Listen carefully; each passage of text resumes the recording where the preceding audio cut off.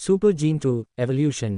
अध्याय 831 टाई से फिर से लड़ाई। जब लिन शेन महत्वहीन था, टाई से लड़ाई हमेशा ऐसी भावनाएं लाती थी क्योंकि उसका शरीर उसके मस्तिष्क की प्रतिक्रिया के साथ तालमेल नहीं रख पाता था, जिससे भ्रम पैदा होता था।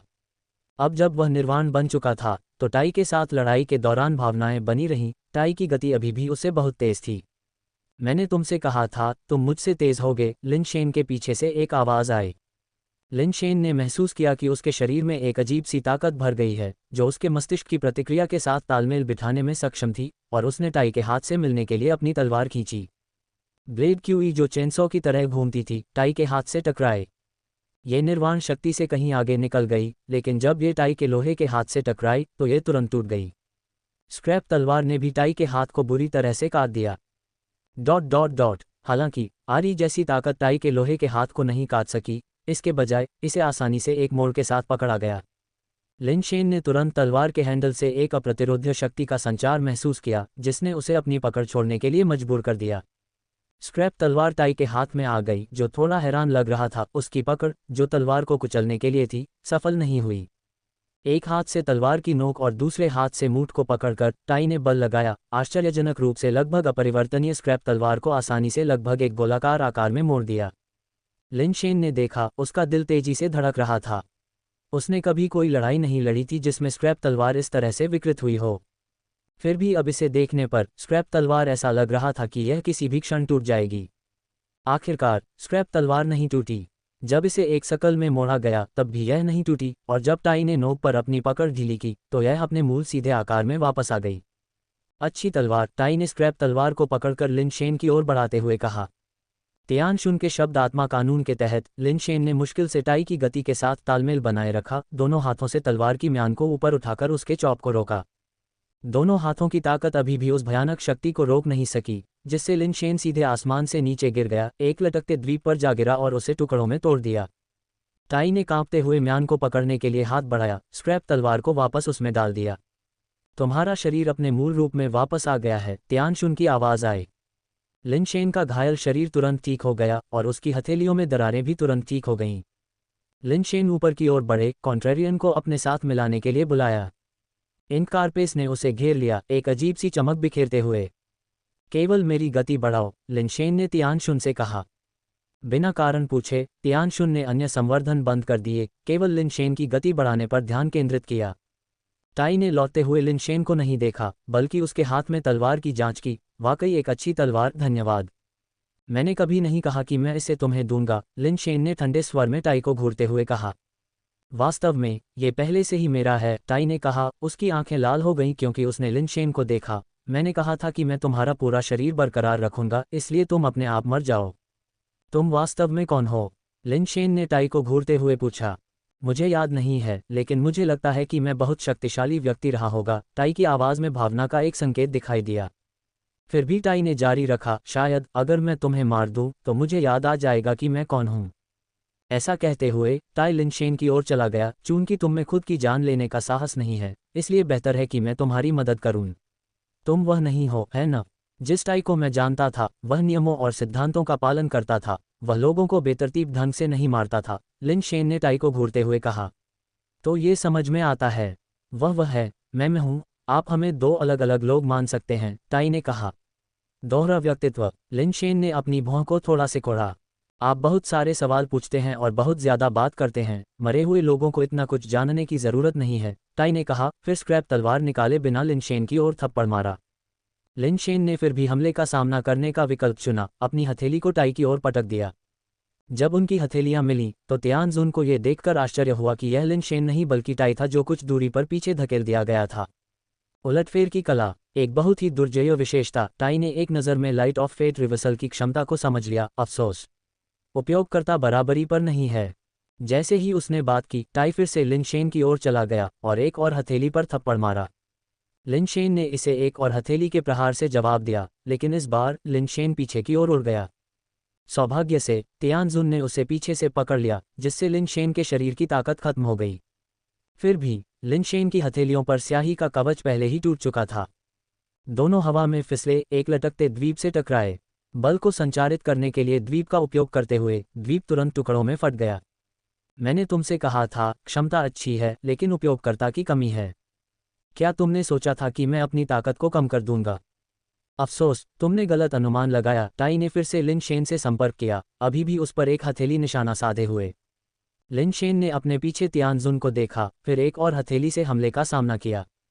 तुमने फिर से गलत अनुमान लगाया। हथेलियां टकराईं, और टाई ने भावहीनता से कहा, उसकी हथेली में कोई ताकत नहीं थी, जबकि लिन शेन की किस्मत के उलट प्रकाश की किरण पूरी ताकत से फूट पड़ी। ताकत के इस तरह के उलटफेर से टाई की ताकत बढ़ जाएगी और लिन शेन की ताकत कम हो जाएगी। कानून पलट जाएगा और अंत शुरुआत बन जाएगा। तियानशुन की आवाज़ फिर से सुनाई दी। धमाका! उनकी हथेलियां आपस में टकराईं और टाई को फिर से पीछे की ओर फेंका गया, उसकी आंखों में टिमटिमाती लाल रोशनी के साथ हवा में फिसलते हुए। तुम मेरे इरादों को समझ सकते हो, लेकिन तुम हम दोनों के इरादों का अंदाजा नहीं लगा सकते। तुम अकेले हम दोनों से नहीं जीत सकते। लिन शेन आगे बढ़े और टाई के चेहरे पर मुक्का मारा। धमाका, धमाका, धमाका, धमाका। उनके टकराव की आवाज़ें लगातार आ रही थीं। लिन शेन और टाई लड़े, भाग्य उलटने का प्रकाश लगातार तियानशुन की शब्द आत्मा की सहायता से रूपांतरित हो रहा था।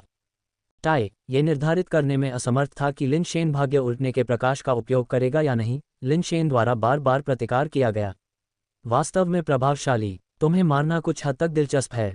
टाई ने लिन शेन को सीधे देखा, उसके पीछे तियानजुन को पूरी तरह से अनदेखा करते हुए। केवल एक साथ ही तियानजुन और लिन शेन उससे लड़ सकते थे। अगर वह पहले तियानजुन को मार देता तो वह तुरंत संतुलन बिगाड़ देता। फिर भी टाई का ऐसा कोई इरादा नहीं था। क्या आप जानते हैं कि इस ब्रह्मांड में लॉलेस हेवन नामक एक शक्ति है? टाई ने लिन शेन को देखते हुए भावहीनता से कहा। मुझे नहीं पता। लिन शेन की मुट्ठी फिर से घूम गई। कोई बात नहीं, आपको बहुत जल्द पता चल जाएगा। टाई ने हाथ बढ़ाया। उसका प्रतीत होता है कि लापरवाही से बढ़ाया गया हाथ शून्य को ही चकनाचूर कर देता है। उसकी उंगलियों के बीच सब कुछ टूट जाता है। वह हाथ मानो वह स्वर्ग से उतरे दिव्य हाथ का हो। लॉलेस हेवन आयरन हैंड की उंगलियों ने भाग्य पलटने की रोशनी को छुआ, लेकिन रोशनी ने असर नहीं किया। इसके बजाय ये स्टील हैंड की ताकत के नीचे रेत की तरह बिखर गया, जिसने लिन शेन की हथेली से टकराने के लिए अपनी अथक प्रगति जारी रखी। लिन शेन की हथेली का कवच, जिसे सुपर बेस रिकास्ट द्वारा अभी अभी पुनर्निर्मित किया गया था, स्टील हैंड के नीचे बिखर गया और उसका मांस बिना किसी अंतराल के स्टील से टकराया। धमाका! लिन शेन का शरीर फिर से पीछे हट गया और टाई ने पीछे हटते हुए लिन शेन को देखा। उसकी आंखें लाल रोशनी से तेजी से चमक रही थीं। नहीं, गलत। टाई ने पीछा नहीं किया और लिन शेन को देखते हुए खुद से बड़बड़ाया। Dot dot dot. Lin Shen ने जिओयू और म्यूटेटेड ज़ैड एक्सक्विजिट को बुलाया और तियानजुन पर चिल्लाया, अपनी पूरी ताकत से मुझे सशक्त बनाओ। सुपर बेस चेंज जैसे कौशल एक साथ सक्रिय हो गए और कॉन्ट्रेरियन द्वारा रूपांतरित शेल धीरे धीरे पारदर्शी हो गया, जिसके भीतर प्रकाश प्रवाहित होने लगा। लिन शेन ने हाथ बढ़ाकर इनहेरिटेंस फैन को अपने हाथ में पकड़ लिया और जोर से चिल्लाया, आकाश इतना विशाल है, खेत इतने चौड़े हैं, मैं अपने पूरे जीवन में जंगली और अनियंत्रित हूँ। आकाश इतना विशाल है, खेत इतने चौड़े हैं, मैं अपने पूरे जीवन में जंगली और अनियंत्रित हूँ। तियानजुन ने मंत्रोच्चार में शामिल हो गए, लेकिन उनका गायन लिन शेन के गायन से बिल्कुल अलग था, एक दिव्य मंत्र की तरह, क्योंकि इसके साथ ही कानून की शक्ति लिन शेन के शरीर में उमड़ पड़ी। लिन शेन ने महसूस किया कि उनके अंदर अनंत शक्ति का संचार हो रहा है, और युद्ध गीत ने उन्हें अथाह बढ़ावा दिया। युद्ध गीत शब्द आत्मा की शक्ति से ओतप्रोत हजारों की सेना के बराबर था। एक भूतिया चेहरा पैटर्न जिओयू पर दिखाई दिया, जो एक अजीब रोशनी उत्सर्जित कर रहा था जब वह तियानजुन के पीछे छिप गया। उत्परिवर्तित ज़ैड एक्सक्विजिट के पहाड़ों और नदियों को दबाने वाले कौशल ने टाई को एक पहाड़ और नदी की छाप के साथ चिन्हित किया। लिन शेन, लापरवाह और जंगली, ने इनहेरिटेंस फैन को बेतहाशा लहराया। टाई पर विभिन्न नकारात्मक कौशल की परतें लगाईं, जिससे उसका शरीर आसमान से नीचे गिर गया, उसके स्टील के पैर जमीन पर आ गिरे। टाई के शरीर पर सभी तरह के निशान और चमकदार रोशनी टिमटिमा रही थी, लेकिन वह बेखबर लग रहा था। उसकी आंखें अस्त व्यस्त रूप से लाल हो रही थीं और वह लगातार बड़बड़ा रहा था, गलत, गलत। इनहेरिटेंस फैन को प्रभावी होते देख लिन शेन ने सीधे अपने हाथ में पंखा फेंक दिया। NOG ओमाइक्रॉन से ओ घूमता हुआ इनहेरिटेंस फैन प्रकाश के एक पहिए की तरह लगातार घूमते हुए ब्लेडों को बाहर निकालता रहा, टाई पर उड़ते हुए असंख्य पहियों की तरह हमला करता रहा। फिर भी टाई स्थिर खड़ा रहा। क्यूई के घूमते हुए ब्लेड उसे काट रहे थे। क्यूई ब्लेड चटक रहा था और टूट रहा था, जैसे कि बहुत भंगुर आरी के दांत किसी बहुत कठोर चीज को काट रहे हों। इस प्रक्रिया में दांत टूट रहे थे। इतने सारे घूमते हुए ब्लेड टाई के स्टील बॉडी पर कोई निशान नहीं छोड़ पाए थे। टाई के शरीर की मजबूती कल्पना से परे थी। इतने सारे बफ और डिबफ के साथ भी लिन शेन की पूरी ताकत से वार करने पर भी उसे चोट नहीं लग पाए। तुम एक गलती हो। टाई फिर से हिलने लगा और जैसे ही उसका शरीर विस्फोटक रूप से आगे बढ़ा, पहाड़ और नदी के निशान और पंखे के कौशल का रहस्यमय प्रकाश पैटर्न तुरंत टूट गया, सभी दिशाओं में बूंदों की तरह बिखर गया। टाई एक युद्ध मशीन की तरह दिखाई दिया। लिन शेन के चेहरे पर बेतहाशा हमला किया, उसकी मुट्ठियां तूफान की तरह बरस रही थीं। लिन शेन ने अपने कौशल के साथ युद्ध गीत का जाप किया जब उसकी मुट्ठियां हमले का सामना कर रही थीं। उनके मुखों की निरंतर टक्कर हर किसी के कानों में गूंज रही थी। लिन शेन की मुट्ठी का कवच पहले संपर्क में ही टूट गया और उसकी मांस और रक्त की मुट्ठियां टाई की स्टील बॉडी की मुट्ठियों से टकरा गईं। उनका प्रभाव इतना शक्तिशाली था कि इससे पहाड़ टूट गए और धरती फट गई। ब्लेड क्यूई के छल्लों ने हिंसक रूप से आसपास के हैंगिंग आइलैंड्स को हिला दिया, जिससे वे हर दिशा में गिर गए और मुड़ गए। लिन शेन की शारीरिक शक्ति अमर को चकनाचूर कर सकती थी, फिर भी टाई की स्टील बॉडी किसी भी तरह से कमतर नहीं थी। उसकी मुट्ठियां तेज हो गईं और उसकी ताकत और भी विस्फोटक हो गई। उनमें से किसी ने भी एक कदम भी पीछे नहीं हटाया। तियानजुन ने शब्द आत्मा की शक्ति का उपयोग करते हुए लगातार लिन शेन को समर्थन दिया। उसकी शब्द आत्मा के समर्थन के बिना लिन शेन की अपनी ताकत टाई का सामना करने के लिए अपर्याप्त होती। गलत, बिल्कुल गलत, टाई ने खुद से लगातार बड़बड़ाया क्योंकि उसने लिन शेन के साथ उग्र रूप से मारपीट की। उसकी आवाज़ इतनी तेज हो गई कि वह लगभग दहाड़ने लगी। उसकी आंखों में लाल चमक तेजी से चमकने लगी और चमकीली होती गई, मानो हमेशा लाल रंग में नहाती हो।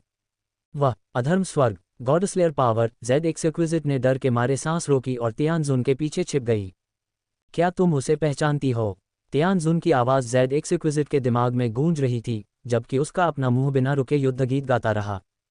पहचान नहीं, बस उस तरह की शक्ति को जानते हैं। लेकिन वह शक्ति केवल सिद्धांत में ही मौजूद होनी चाहिए। ऐसा संभव नहीं होना चाहिए, जेड एक्सक्विजिट ने एक जटिल अभिव्यक्ति के साथ कहा। मुझे वह सब बताओ जो तुम जानते हो। तियानजुन की आवाज़ फिर से जेड एक्सक्विजिट के दिमाग में घुस गई। हिचकिचाते हुए जेड एक्सक्विजिट ने तियानजुन को ये कहते हुए सुना, अगर तुम कुछ भी छिपाओगे तो हम सब आज यहाँ मर जाएंगे। अपने होंठ काटते हुए जेड एक्सक्विजिट ने स्वीकार किया, मेरे पास विरासत की स्मृति है। वास्तव में इस ब्रह्मांड में असुरभूत जैसा कोई मूल उत्परिवर्तन प्राणी नहीं था। तुम्हें कृत्रिम रूप से बनाया गया था। तियानजुन, हमेशा की तरह तेज, तुरंत जेड एक्सक्विजिट के निहितार्थ को समझ गया। मुझे भगवान बनाने वाली जाति ने बनाया था, लेकिन पूरी तरह से नहीं। सटीक रूप से कहें तो मेरी पिछली पीढ़ी, असुरभूत राजा और असुरभूत रानी, भगवान बनाने वाली जाति द्वारा बनाई गई थी और मैं उनके मिलन का स्वाभाविक परिणाम हूँ, उनकी शक्तियों और यादों को विरासत में मिला हूँ। जेड एक्सक्विजिट ने रुककर कहा, उनके निर्माण की प्रक्रिया में उनके निर्माता एक ऐसी शक्ति पर भी शोध कर रहे थे जो ब्रह्मांड के नियमों को तोड़ सकती थी। निर्माता ने इसे कानूनविहीन स्वर्ग कहा, एक ऐसी शक्ति जो सभी मौजूदा ब्रह्मांडीय व्यवस्था, नियमों और पदार्थों को नष्ट कर सकती थी। इस ब्रह्मांड में कोई भी भौतिक वस्तु कानूनविहीन स्वर्ग की शक्ति का सामना नहीं कर सकती थी। लेकिन उस तरह की शक्ति केवल एक सैद्धांतिक संभावना के रूप में मौजूद थी। असुरभूत राजा और रानी की यादों में निर्माता के प्रयोग सफल नहीं हुए थे, या बल्कि संभवतः सफल नहीं हो सकते थे क्योंकि ब्रह्मांडीय नियम परस्पर उत्पादक और विनाशकारी हैं। पूर्ण अजयता जैसी कोई चीज़ नहीं है, इसलिए लॉलेस हेवन को प्राप्त करना स्वाभाविक रूप से असंभव है। जैसे जैसे जेड एक्सक्विजिट बोलती गई, उसकी अभिव्यक्ति और भी विचित्र होती गई, लेकिन उस व्यक्ति की शक्ति, यह उस निर्माता के उपकरणों द्वारा गणना किए गए प्रयोगात्मक परिणामों के समान है, जो मुझे विरासत में मिली यादों में है। मैंने इसे गलत देखा होगा, या शायद मेरी यादें पूरी नहीं हैं। ये लॉलेस हेवन की शक्ति नहीं हो सकती, अन्यथा लिन शेन इसका सामना कैसे कर सकता था? नहीं, आपकी याददाश्त सही होनी चाहिए, ये वास्तव में लॉलेस हेवन की शक्ति होनी चाहिए। उसने खुद इसका नाम बोला है, तियानजुन ने कहा। क्या आपकी यादों में लॉलेस हेवन की शक्ति का मुकाबला करने की कोई विधि है? नहीं, ये ब्रह्मांड की परम शक्ति है। सिद्धांत रूप में यह एक ऐसी शक्ति है जो सब कुछ तोड़ने और नष्ट करने में सक्षम है। इसका मुकाबला करने का कोई तरीका कैसे हो सकता है? जेड एक्सक्विजिट ने अपना सिर हिलाया। शायद लॉलेस हेवन परिपूर्ण नहीं है, जैसा कि आपने कहा, यह केवल सैद्धांतिक रूप से संभव है। अगर यह वास्तव में सफल होता तो लिन शेन इसका सामना कैसे कर सकता था? ये सुनकर जेड एक्सक्विजिट की आंखें चमक उठीं। ये सही है, अगर सफल होता है तो लॉलेस हेवन का सामना कुछ भी नहीं कर सकता। उसका लॉलेस हेवन अधूरा होना चाहिए, उसमें खामियां होनी चाहिए। लेकिन खामियां क्या हैं? तुम एक गलती हो, तुम सिर्फ एक गलती हो, टाई ने दहाड़ते हुए कहा, उसकी मुट्ठी ताकत की सीमाओं को तोड़ती हुई, लिन शेन की अंगुलियों को तोड़ती हुई और उसे उड़ा देती है। लिन शेन की बाँह अस्वाभाविक रूप से मुड़ गई क्योंकि उसका शरीर गोली की तरह पीछे की ओर उड़ गया। जमीन कपास की तरह, पत्थर बादलों की तरह, सभी चीजें नर्म हो गईं। तियानजुन की शब्द आत्मा की शक्ति बाहर निकल गई। लिनशेन हैंगिंग आइलैंड पर दुर्घटनाग्रस्त हो गया, फिर भी उसका शरीर एक स्पंज से टकराया जिससे उसकी ताकत लगातार खत्म हो रही थी। एक दर्जन से अधिक हैंगिंग आइलैंड को तोड़ने के बाद लिनशेन ने आखिरकार खुद को संभाला और वापस ऊपर की ओर दौड़ा, टाई का सामना किया जो एक राक्षस की तरह उसकी ओर चला आया। लेकिन उसकी ताकत टाई की तुलना में बहुत कम थी, जो एक अदम्य युद्ध मशीन की तरह लिनशेन पर हमला करता रहा, उसके शरीर को मरोड़ता रहा और उसके कवच को तोड़ता रहा, उसे बुरी तरह पीटता रहा और उसे पीछे की ओर उड़ाता रहा। मांस और हड्डियां चटकने की आवाज़ कर रही थीं, जो पहले से ही गिनती से परे टूट चुकी थीं। तियानजुन ने लिनशेन को आत्मा शब्द की शक्ति से सहायता करने के अपने प्रयासों को समाप्त कर दिया था, लेकिन टाई की ताकत बस बहुत अधिक थी। चाहे कितना भी सुदृढ़ीकरण किया जाए, लिनशेन को उस स्तर तक नहीं लाया जा सकता था जहां वह उससे मुकाबला कर सके। लिनशेन और तियानजुन ने अपनी सारी ताकत लगा दी थी, जबकि टाई ने अभी अभी अपनी ताकत का इस्तेमाल करना शुरू किया था। गलती, ये सब गलत है। टाई ने लिनशेन को पकड़ लिया, जिसका चेहरा बहते हुए खून से सुअर के सिर की तरह सूज गया था, और उसे गर्दन से पकड़ लिया। गलतियां सुधारना होगा। टाई की आंखें लाल हो गईं क्योंकि उसने अपनी मुट्ठी उठाए, अपनी बांह को उसकी सीमा तक वापस खींच लिया, एक मुक्का मारकर लिनशेन के सिर को फोड़ने के लिए तैयार। तुमने कहा था कि तुम मेरी पूरी लाश को छोड़ना चाहते हो, है ना? लिनशेन ने बोलते हुए खून की खांसी की। टाई का शरीर एक पल के लिए अकड़ गया, उसकी मुट्ठी नीचे गिरने में हिचकिचा रही थी। फिर, एक पूरी लाश छोड़ दो, अपनी मुट्ठी को उंगली में बदलते हुए टाई ने उसे लिनशेन के दिल की ओर इशारा किया। सभी देवता और आत्माएं मेरी रक्षा करें। दिव्य अवतरण। तियानशुन से पवित्र प्रकाश निकला, 8 पंख फैले हुए थे, बाल फड़फड़ाने से अकड़ गए थे, और हर छिद्र से बहुत ज्यादा खून बह रहा था। लिनशेन के सामने प्रकाश की एक श्रृंखला एक 6 पंख वाले देवदूत की आकृति में संघनित हो गई, जिसने टाई की उंगली को रोकने के लिए हाथ बढ़ाया। धमाका। 6 पंख वाले देवदूत की आकृति टाई की उंगली से भेदी गई, जो अनगिनत प्रकाश के कणों में बदल गई क्योंकि तियानशुन ने अपने मुंह से खून उगल दिया और लड़खड़ा गया। टाई ने एक बार फिर अपनी उंगली उठाए, अभी भी अपनी उंगली को लिनशेन के दिल पर निशाना साधे हुए। ये खत्म हो गया। छोटी जैड का चेहरा पीला पड़ गया और उसे समझ में नहीं आ रहा था कि वह आगे बढ़े या भाग जाए। ऐसे भयानक राक्षस के सामने आगे बढ़ने का मतलब छोटी जैड के लिए मौत हो सकती थी, लेकिन नहीं जाने का मतलब था कि वह किसी भी तरह से बच नहीं सकती थी, क्योंकि उसकी पालतू चाबी अभी भी लिनशेन के पास थी। अचानक स्वर्ग और पृथ्वी के बीच एक स्टार नदी दिखाई दी और अनगिनत चमकदार पंखुड़ियों, एक पंखुड़ी धार की तरह, लिनशेन और टाई को उसके भीतर डुबो दिया। पंखुड़ी धार के गुजर जाने के बाद टाई बीच हवा में सुरक्षित रही, लेकिन लिनशेन कहीं नहीं दिखी। पंखुड़ी धार ने शून्य में एक मोड़ लिया, तियानशुन के सामने आ गई, और जैसे ही धार फीकी पड़ी, उसके अंत में एक सुंदर आदमी दिखाई दिया जिसने सफ़ेद कपड़े पहने थे और उसके चेहरे पर शरारती मुस्कान थी। एक हाथ से लिनशेन को सहारा दे रहा था और तियानशुन को मुस्कुराते हुए देख रहा था। भाभी, है ना? मुझे इस युवक की देखभाल करने के लिए आपको थोड़ा और परेशान करना पड़ेगा। तुम हो लिन जियांगडोंग। तियानशुन ने सफ़ेद कपड़े पहने आदमी को पहचान लिया। तुमने मुझे लिन जियांगडोंग कहकर पुकारा। मेरी 4 दिन और रात की बिना रुके यात्रा व्यर्थ नहीं गई, हालांकि ऐसा लगता है कि मैं थोड़ी देर से पहुंचा हूं। लिन जियांगडोंग ने घायल लिनशेन को तियानशुन को सौंप दिया, उसकी नज़र टाई की ओर चली गई। लिन जियांगडोंग, तुम बिल्कुल सही समय पर पहुंचे हो। सावधान रहो, उसकी ताकत सभी पदार्थ और व्यवस्था को नष्ट कर सकती है। लिनशेन का समर्थन करते हुए तियानशुन को आश्चर्य की लहर महसूस हुई। उसने कबीले की रैंकिंग में लिन जियांगडोंग का प्रदर्शन पहले भी देखा था। वह दुर्जय था, लेकिन उसने उसे इतना मजबूत नहीं समझा था कि वह लिनशेन को टाई के चंगुल से वापस छीन सके। चिंता मत करो, अगर मेरे पास एक गुण है तो वह है मार खाने की मेरी क्षमता, लिन जियांगडोंग ने टाई की ओर घोषणा की। तुम ईश्वर बनाने वाली जाति के कौन से सदस्य हो और तुम मेरे भाइयों और बहनों को क्यों परेशान कर रहे हो? गलतियां सुधारनी चाहिए। टाई ने लिन जियांगडोंग की बात पर ध्यान नहीं दिया, उसकी आंखें लाल हो गईं क्योंकि उसने लिनशेन पर अपनी अधिक निगाह रखी, उसकी ओर कदम बढ़ाते हुए। क्या तुम बहरे हो? मैं तुमसे बात कर रहा हूँ, लिन जियांगडोंग ने उंगली दिखाते हुए कहा। जैसे ही पंखुड़ियां पतली हवा से प्रकट हुईं, हर दिशा से टाई की ओर घूम रही थीं। अंतहीन पंखुड़ियां अचानक एक प्राचीन शहर में बदल गईं, जिसने टाई को अपने भीतर दबा लिया। लेकिन अगले ही पल लिन जियांगडोंग के हाव भाव बदल गए। अनंत पंखुड़ियों से बना प्राचीन शहर टाई की बढ़त को रोकने में विफल रहा। टाई के हर कदम के साथ पंखुड़ियों वाले प्राचीन शहर की इमारतें उसके सामने धूल में मिल गईं, और उसके हाथ उठाए बिना ही शहर खंडहर में तब्दील हो गया। लिनशेन, तुमने एक डरावने आदमी को उकसाया है जो वास्तव में हम सभी के लिए चिंता का विषय है, लिन जियांगडोंग ने अपनी आंखों में एक गंभीर भाव के साथ बड़बड़ाया। लिन जियांगडोंग, सावधान रहो, उसकी शक्ति बहुत मजबूत है, लिनशेन ने अपने मुंह और नाक में चढ़े खून को निगलते हुए किसी तरह कहा। बकवास बंद करो, मेरे यहाँ होने के कारण तुम्हारी कोई ज़रूरत नहीं है। तियानजुन, बच्चे को ले लो और जाओ। मैंने इसे संभाल लिया है, लिन जियांगडोंग ने कहा, उसकी नज़र आगे बढ़ते टाई पर टिकी हुई थी। हम तुम्हारी सहायता करेंगे, तियानजुन ने पेशकश की।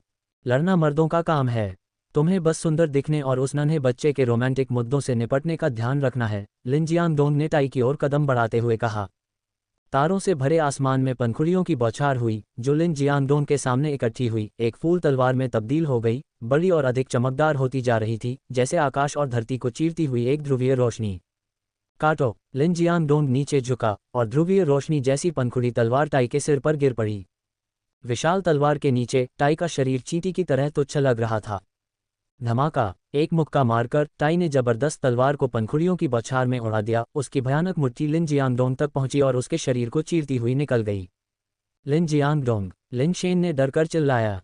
फिर भी लिन जियांगडोंग का शरीर झटके से छलनी हो गया, पंखुड़ियों में बिखर गया, जो उसके शरीर को फिर से बनाने के लिए शून्य में फिर से इकट्ठा हुए।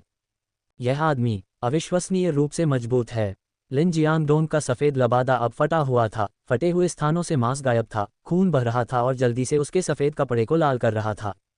ऐसा लगता है कि मुझे गंभीर होने की आवश्यकता है, लिन जियांगडोंग ने कहा। उसकी आंखें चमक रही थीं क्योंकि वह टाई को घूर रहा था। उसके घावों से छोटे छोटे फूल उगाए उसके शरीर को ठीक कर रहे थे, जबकि उसके चारों ओर एक अजीब शक्ति स्पंदित हो रही थी, जो अंतरिक्ष को विकृत कर रही थी। फूल गिर गए हैं, सभी चीज़ों का अंत होना चाहिए। आकाश और पृथ्वी शोक करते हैं।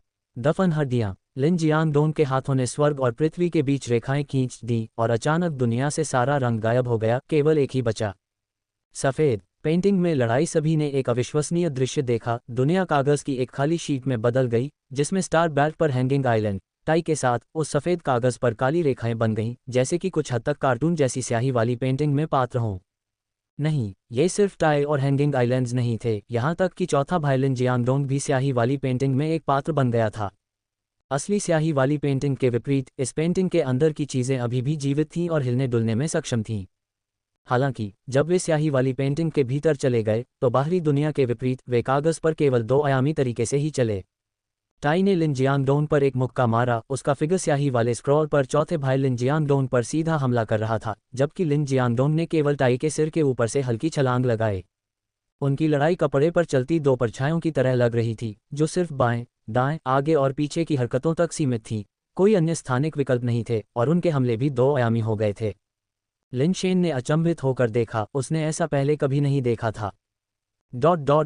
ऐसा लग रहा था जैसे मोनोक्रोम टीवी पर कोई पुराना कार्ट्रिज वीडियो गेम चल रहा हो, जो सिर्फ ऊपर, नीचे, आगे और पीछे की हरकतों तक सीमित हो। काली पंखुड़ियां स्याही की पेंटिंग पर गिर रही थीं और टाई, जो सिर्फ ऊपर, नीचे, आगे और पीछे की हरकतें कर सकता था, के पास बचने के लिए कोई जगह नहीं थी और वह सिर्फ पंखुड़ियों को अपने ऊपर गिरने दे सकता था, जिससे उसका शरीर दागदार हो गया।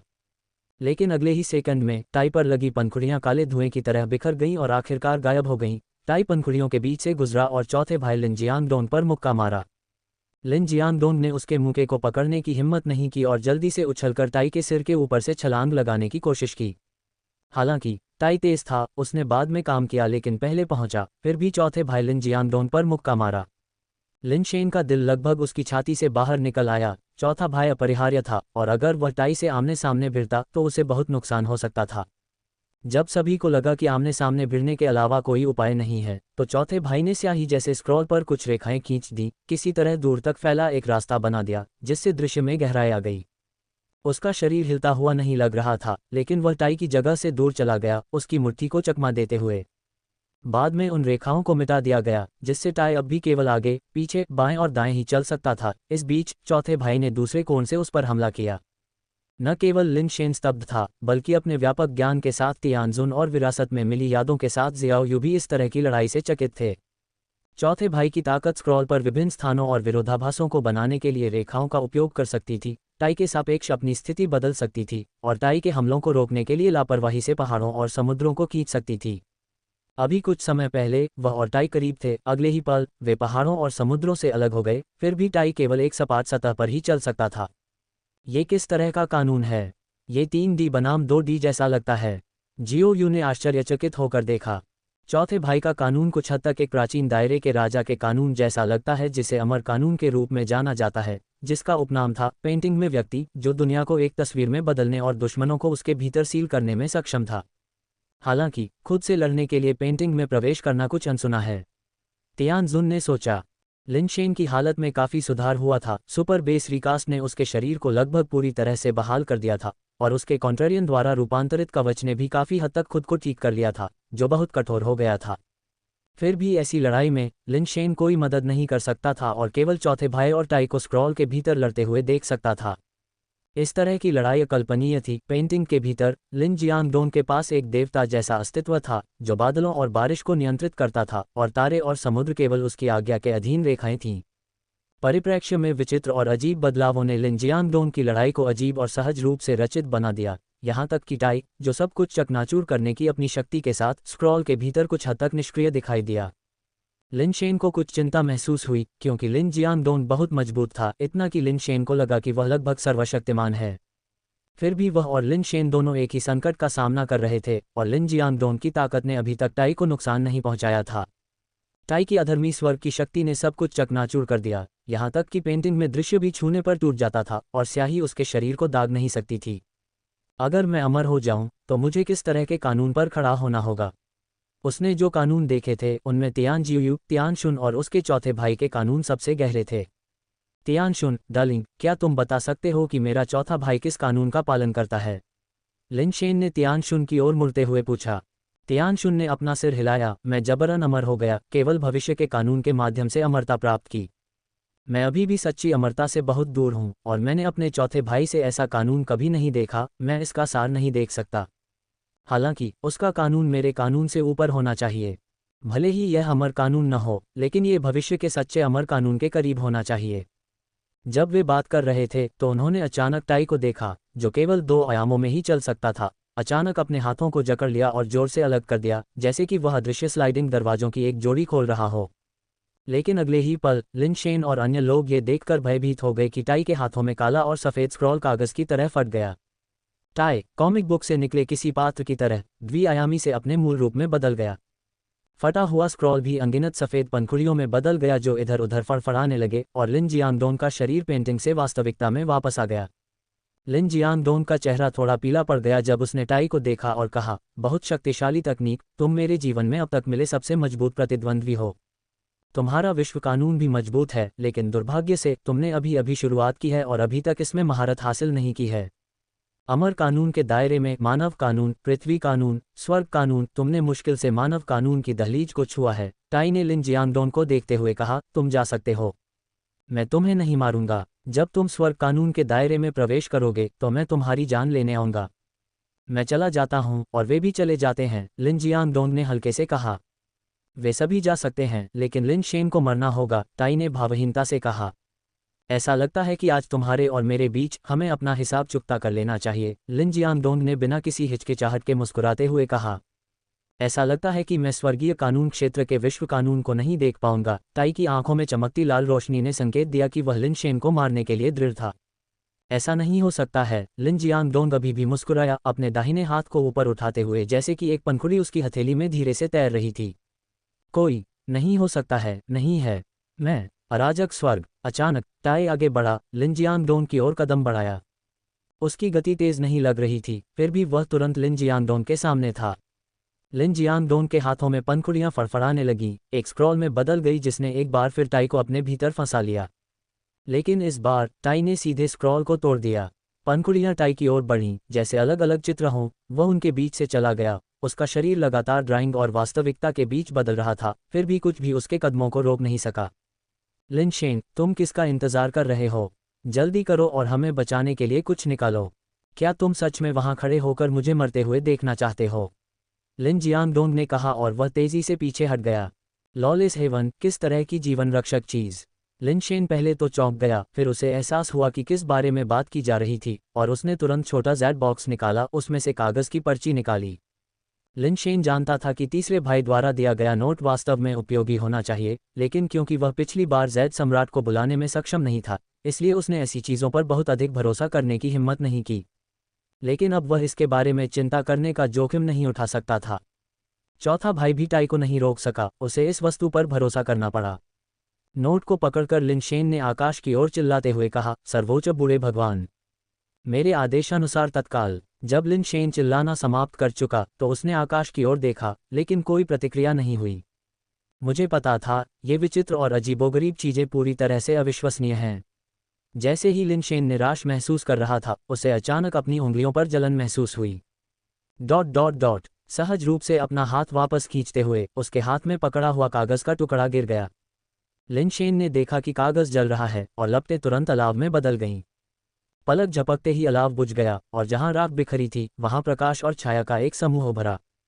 उस प्रकाश और छाया के भीतर एक आकृति बैठी हुई लग रही थी, लेकिन चूंकि प्रकाश बहुत तीव्र था इसलिए वह स्पष्ट था। चमक एक ब्लैक होल की तरह थी, यहां तक कि उस ओर देखने पर भी उससे बच पाना मुश्किल था। ये स्वप्न जैसा अवास्तविक था, मानो यह वास्तव में इस दुनिया में मौजूद कुछ नहीं था।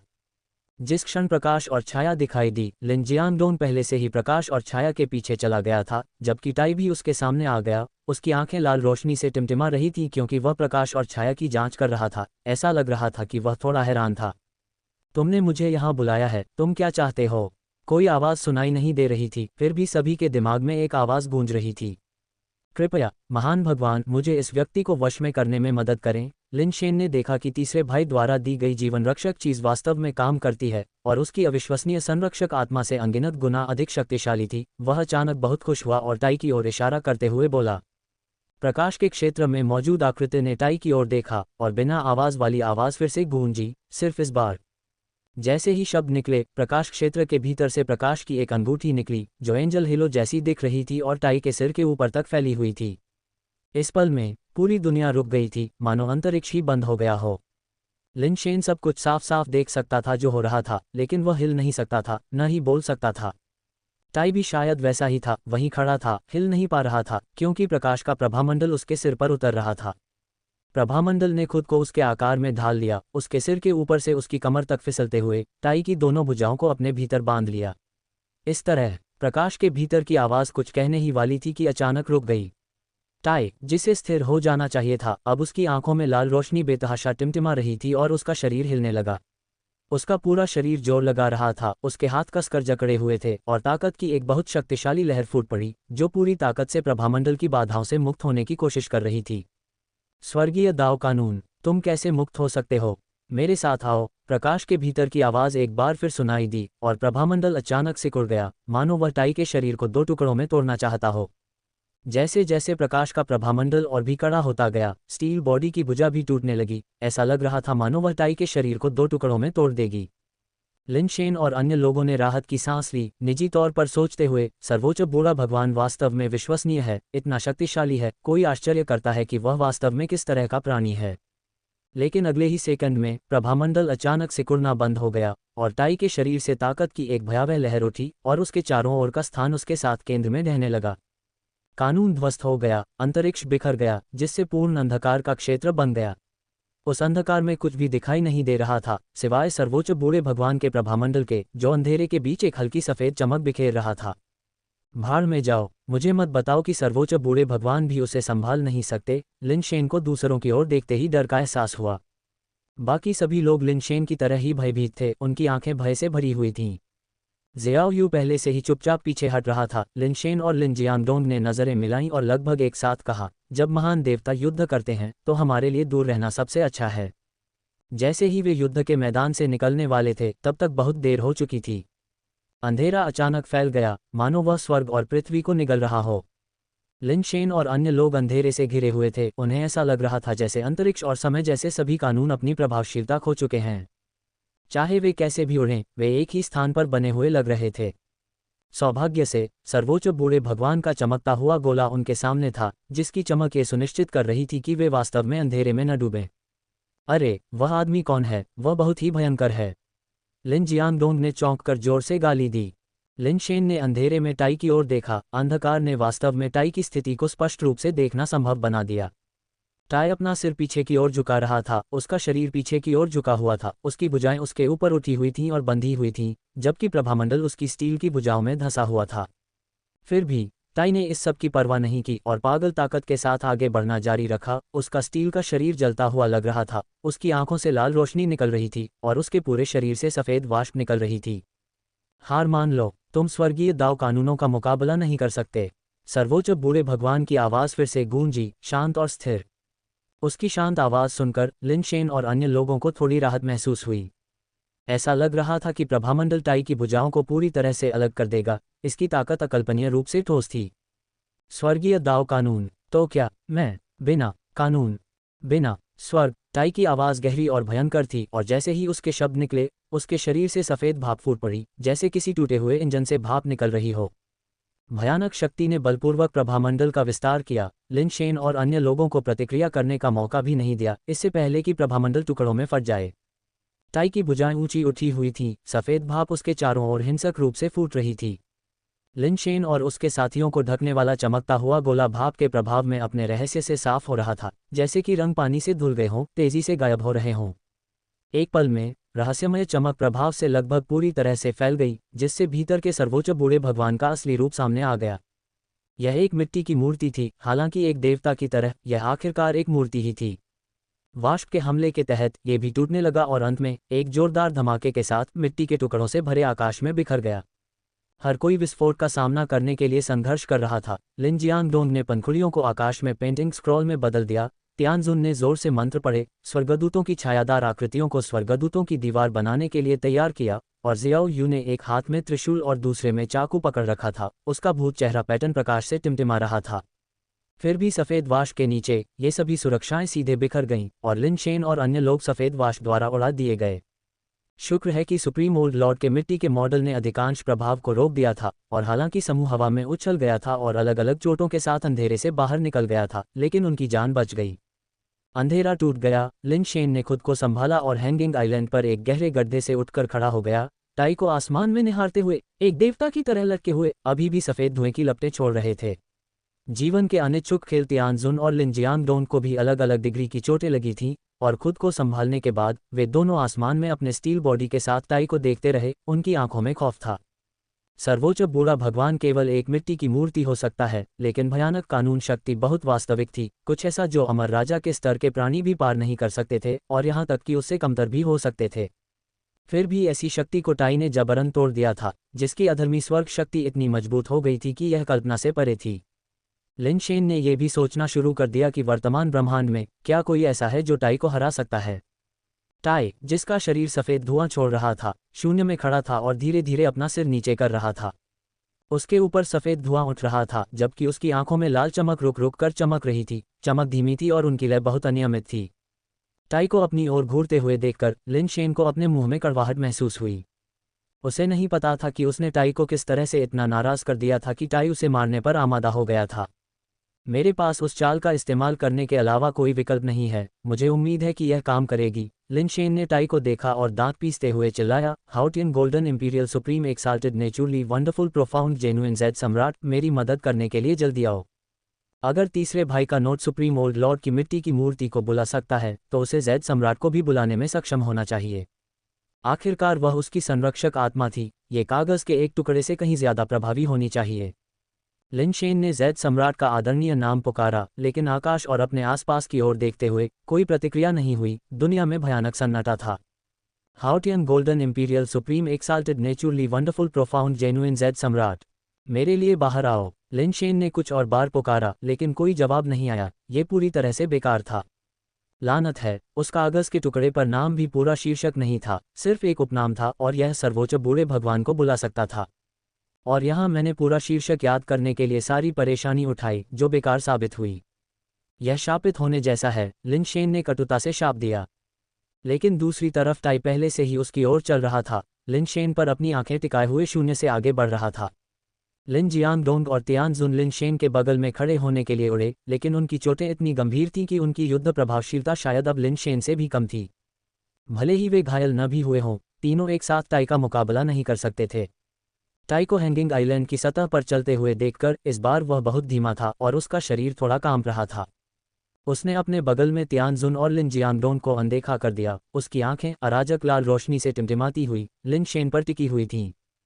चलते समय उसने स्क्रैप तलवार निकाली और धीरे से उसे उठाया। लिन शेन की तिकड़ी ने मौत की लड़ाई के लिए खुद को तैयार किया, लेकिन अंदर ही अंदर उन्हें बिल्कुल भी भरोसा नहीं था। टाई लगभग अजेय उपस्थिति बन गई थी। जियो यू स्टार बेल्ट के भीतर छिप गया। उसकी आंखों में जटिल और अकल्पनीय भावनाएं दिख रही थीं। वह वास्तव में मरना नहीं चाहता था, लेकिन कुंजी लिन शेन पर थी। अगर लिन शेन मर गया तो जियो यू भी मुश्किल में पड़ जाएगा। जब वह बीमार हो तो उस पर वार करो, जब वह कमज़ोर हो तो उसकी जान ले लो। वह भी गंभीर रूप से घायल होना चाहिए। हमारे पास अभी भी एक मौका है। जियो यू ने अपने दांत पीसते हुए और अपने असुर कांटे को शून्य में धकेलते हुए बाहर निकल गया। टाई का शरीर एक पल के लिए रुक गया, लेकिन बस इतना ही, फिर वह लिन शेन की ओर चलता रहा। तियानजुन और लिन जियांगडोंग ने भी अपनी ताकत का इस्तेमाल किया, टाई पर हमला किया और जियो यू के ब्लेड से निकलने वाली रोशनी उसकी ओर बढ़ी। टाई ने बस अपनी तलवार की म्यान उठाए और एक सहज झटके से उसने उनकी ताकत को चकनाचूर कर दिया। लिन शेन ने टाई पर एक मुक्का मारा, लेकिन टाई की स्क्रैप तलवार तेजी से गिर गई। इसकी गति अभी भी अविश्वसनीय रूप से तेज थी। अचानक एक सफ़ेद बर्फ का गोला उड़कर सीधे टाई के सिर के ऊपर गिरा, जो एक पहाड़ के नीचे दबा हुआ लग रहा था, जिससे उसके पैर चट्टानों में धंस गए और उसकी तलवार का हाथ एक धड़कन से धीमा हो गया। मोटा! लिन शेन आश्चर्य और खुशी में चिल्लाया। वह बगल की ओर बढ़ा, वार को चकमा देते हुए, और उसी समय उसने टाई की छाती पर मुक्का मारा। धमाका! लिन शेन का मुक्का टाई की स्टील की छाती पर लगा, लेकिन कई कदम पीछे हट गया। उसके हाथ की हड्डियां टूट गईं। बैकक्वोट! लिन शेन को फेई जाई ने दबा दिया। उसने वास्तव में अपना हाथ उठाया, म्यान को फेंक दिया और अपने सिर के ऊपर फेई जाई को पकड़ने के लिए हाथ बढ़ाया। तियानजुन ने पहले ही संकेत देख लिए थे और हताश होकर आगे की ओर उड़ गया। उसकी ताकत बेतहाशा फूट रही थी क्योंकि उसने लिन शेन की बांह पकड़ ली थी। ये स्पष्ट नहीं था कि यह फेई जाई के दमन का प्रभाव था या Lin Shen supreme old lord के साथ अपनी पिछली लड़ाई के दौरान बहुत गंभीर रूप से घायल हो गया था, लेकिन वह तियानजुन से मुक्त नहीं हो सका। लिन जियांगडोंग ने भी तुरंत प्रतिक्रिया की, लिन शेन के दूसरी तरफ टेलीपोर्ट किया और उसकी तलवार पकड़े हुए दूसरी भुजा को रोक दिया। ज़ियाओ यू सीधे उसके पैरों के बीच से गुजरा और दोनों हाथों से उन्हें पकड़ लिया, जिससे लिन शेन अस्थायी रूप से भागने में असमर्थ हो गया। लिन शेन जमीन से उछला, अपनी पूरी ताकत लिन शेन की ओर दौड़ते हुए, उसकी भौं पर उंगली रखते हुए। इससे पहले लिन शेन ने लिन शेन पर कोई लाल बिंदु नहीं देखा था जो एक्यूपॉइंट को इंगित करता हो। अभी अभी जब उसने आखिरकार लिन शेन के शरीर पर एक लाल बिंदु देखा, और वह केवल एक था, भौं के ठीक स्थान पर। लिन शेन ने अपनी पूरी ताकत से वार किया। उसकी उंगली फेई जाई सहित कई लोगों द्वारा दबाए गए लाल बिंदु पर जोर से लगी। प्रभाव से उसकी उंगली की हड्डियां इंच इंच करके टूट गईं। लिन शेन का शरीर अभी भी बल लगा रहा था, तुरंत रुक गया। सफलता! लिन शेन बहुत खुश था, लेकिन उसके चेहरे की मुस्कान एक पल में ही गायब हो गई।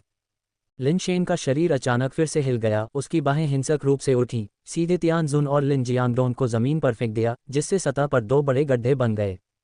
तियानजुन और लिन जियांगडोंग के हर छिद्र से तुरंत खून बहने लगा। उनके मुंह से ताज़ा खून बह रहा था। लिन शेन ने एक पैर उठाया और ज़ियाओ यू की पकड़ से मुक्त हो गया, उसे लात मारकर दूर कर दिया। लिन शेन ने फिर से अपनी भौं को दबाना चाहा, लेकिन तब तक बहुत देर हो चुकी थी, क्योंकि उसे लिन शेन के दूसरे पैर ने लात मारकर दूर कर दिया था। धमाका! लिन शेन हैंगिंग आइलैंड के केंद्र में रिंग माउंटेन से जोर से टकराया, उछलकर नीचे गिरा। उसे ऐसा लगा जैसे उसके सभी आंतरिक अंग चकनाचूर हो गए हों और उसकी सभी हड्डियां टूटने वाली हों। लिन शेन ने एक कदम आगे बढ़ाया, लिन शेन के सामने पहुंचकर, और अपनी स्क्रैप तलवार उठाए। उसकी आंखें लाल हो गईं और उसने खुद से कहा, त्रुटि मिटाओ। लिन शेन ने कुछ बार संघर्ष किया, लेकिन चोटें बहुत गंभीर थीं और सुपर रिकॉन्स्टिट्यूशन भी उसके शरीर की मरम्मत नहीं कर सकता था। तियानजुन और लिन जियांगडोंग भी खड़े नहीं हो सकते थे। वे केवल असहाय होकर देख सकते थे क्योंकि लिन शेन ने जल्लाद के ब्लेड को लिन शेन की ओर बढ़ाया। क्या यह ऐसे ही खत्म होता है? क्या जीवन का खेल ऐसे ही खत्म होता है? लिन शेन का दिल आश्चर्यजनक रूप से निडर था। उसे बस महसूस हुआ कि उसने जीवन का ये खेल पर्याप्त नहीं खेला है और वह कुछ हद तक जाने के लिए अनिच्छुक था। रुको! अचानक आसमान से एक आवाज़ आई। जानी पहचानी आवाज़ सुनकर लिन शेन का शरीर अकड़ गया। उसने ऊपर देखने की कोशिश की और देखा कि सुनहरे पंखों वाली एक महिला उनकी ओर उड़ रही है। बड़ी बहन, यहाँ मत आना! लिन शेन का दिल खून से लथपथ था। वह जोर से चिल्लाना चाहता था, लेकिन उसके मुंह से बहते खून के कारण उसके शब्द स्पष्ट हो रहे थे। बड़ी बहन, जाओ! लिन जियांगडोंग भी दहाड़ रहा था, लेकिन इसका कोई फायदा नहीं हुआ। लिन मियाओ उड़कर आया, लिन शेन के सामने खड़ा हो गया। उसका शरीर कांप रहा था और स्क्रैप तलवार पकड़े हुए लिन शेन की ओर चला गया। बड़ी बहन, कृपया नहीं! लिन शेन ने अपने कंधों को जमीन पर टिकाकर उठने की कोशिश की, लेकिन वह खड़ा नहीं हो सका। लिन जियांगडोंग ने भी तेजी से भागने की कोशिश की, लेकिन वह फिर से जमीन पर गिरने से पहले सिर्फ 2 कदम ही चल पाया। थप्पड़! कांपते हुए लिन मियाओ ने लिन शेन के चेहरे पर थप्पड़ मारा। लिन यिन, क्या तुम पागल हो गई हो? क्या तुम जानती हो कि तुम क्या कर रही हो? मेरे लिए घुटने टेको! प्लॉप! लिन शेन स्तब्ध था, लिन जियांगडोंग स्तब्ध था, तियांगशुन स्तब्ध था। लिन मियाओ द्वारा थप्पड़ खाए गए लिन शेन वास्तव में वहीं घुटनों के बल बैठ गए, लिन मियाओ को घूरते हुए। उसके शरीर का आधा हिस्सा जो स्टील बॉडी में बदल गया था, स्टील पीछे हटने लगा, धीरे धीरे मांस और खून दिखने लगा। तथ्य ऐसे ही हैं, लिन शेन और कुछ अन्य लोग टाई को घूर रहे थे, जिसका आधा शरीर लगभग मांस और खून में बदल चुका था। उसकी आंखों की लाल चमक भी धीरे धीरे फीकी पड़ गई। एक मानव शरीर की आंखें लिन मियाओ को घूर रही थीं, जो अभी भी उसे डांट रही थी। बड़ी बहन। बहुत देर बाद टाई ने आखिरकार बात की। लिन यिन, तुम क्या कर रही हो? तुम अपने भाइयों के साथ ऐसा व्यवहार क्यों कर रही हो? क्या तुम्हें अभी भी याद है कि जब हम भाई बहन पहली बार यहाँ आए थे तो हमें कितनी मुश्किलों का सामना करना पड़ा था? हम उन कठिन समय से बच गए, ये कैसे हो सकता है? ... अगर चौथे और पांचवें ने कुछ गलत किया तो मुझे बताओ और मैं उसके अनुसार ही व्यवहार करूंगा। मैं कभी किसी के साथ पक्षपात नहीं करूंगा। अगर तुम्हारे साथ गलत हुआ है तो तुम्हें मुझे बताना चाहिए। मैं तुम्हारे लिए खड़ा होऊंगा, लेकिन कम से कम उन्हें समझाने का मौका तो दो। लिन मियाओ चिंतित था। उसने कभी नहीं सोचा था कि उसके भाई एक दूसरे को मारते हुए दिखेंगे। तियानजुन ने उसे मानव माँ ग्रह पर वापस भेजने का एक कारण ढूंढ लिया था और उसे लगा था कि तब कुछ गड़बड़ थी, लेकिन उस समय तियानजुन ने उसे बेवकूफ़ बना दिया था। वापस लौटने पर इस बारे में और सोचने के बाद वह आखिरकार वापस टेलीपोर्ट हो गई। जायंट रिंग स्टार पर टेलीपोर्ट होने के बाद उसने तुरंत महसूस किया कि कुछ गड़बड़ है और जल्दी से युद्ध की आवाज़ों का पीछा किया, केवल एक ऐसा दृश्य देखने के लिए जिसने उसका दिल तोड़ दिया। लिन मियाओ अपनी सीमा तक भयभीत थी। उसे सच में डर था कि उसके भाइयों के बीच अपूरणीय घृणा पैदा हो गई है। बड़ी बहन, मैं गलत था। टाई ने लिन मियाओ को देखते हुए कोई स्पष्टीकरण या बचाव नहीं दिया, बल्कि बस अपना सिर नीचे किया और कहा। लिन मियाओ फूट फूट कर रोने लगी, टाई के पास गई और रोते हुए मुस्कुराते हुए बोली, लिन यिन, तुमने मुझे मौत के घाट उतार दिया। बड़ी बहन, अब सब खत्म हो गया, सब ठीक है। टाई की आवाज़ असामान्य रूप से कोमल थी, जो शायद ही उसके पहले वाले रूप से मिलती जुलती थी। नहीं, वास्तव में क्या हुआ? ऐसा क्यों हुआ? लिन मियाओ उनसे अलग हो गई, उसकी नज़र कई लोगों पर घूम रही थी। बड़ी बहन, आपने गलत समझा।